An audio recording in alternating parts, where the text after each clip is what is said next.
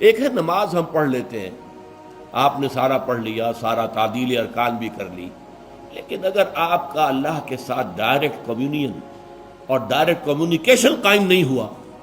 تو نماز، جس کو کہ کہا گیا کہ الصلاۃ معراج المومنین، جو قرب حضور کو حاصل ہوا معراج میں،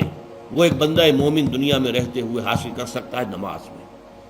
اگر اس کی روح جو ہے واقعتاً ہم کا نام ہو رہی ہو، الحمدللہ رب العالمین الرحمن الرحیم مالک یوم الدین ایاک نعبد و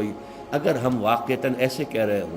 کہ ہمیں احساس ہو کہ ہم اللہ کے حضور میں حاضر ہیں اور عرض کر رہے ہیں، سجدہ کریں تو حدیث میں آتا ہے کہ ایسے محسوس ہو کہ گویا کہ میں نے اپنا سر اللہ کے قدموں میں رکھ دیا ہے، یہ ہے نماز۔ اب جو گفتگو ہو رہی ہے یہ ہم کلامی ہے، الصلاۃ معراج المومنین، اہل ایمان کے حق میں یہ نماز جو ہے یہ معراج کے درجے میں، لیکن یہ نماز کیسے نصیب ہوگی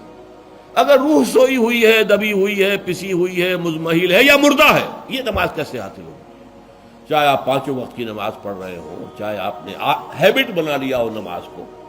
چاہے خوش بھی ہو گیا ہو، لیکن یہ کہ جب تک وہ روح بیدار نہ ہو، جب تک ہم کلامی نہ ہو، افلاق سے آتا ہے نالوں کا جواب آخر، اٹھتے ہیں حجاب آخر، کرتے ہیں خطاب آخر،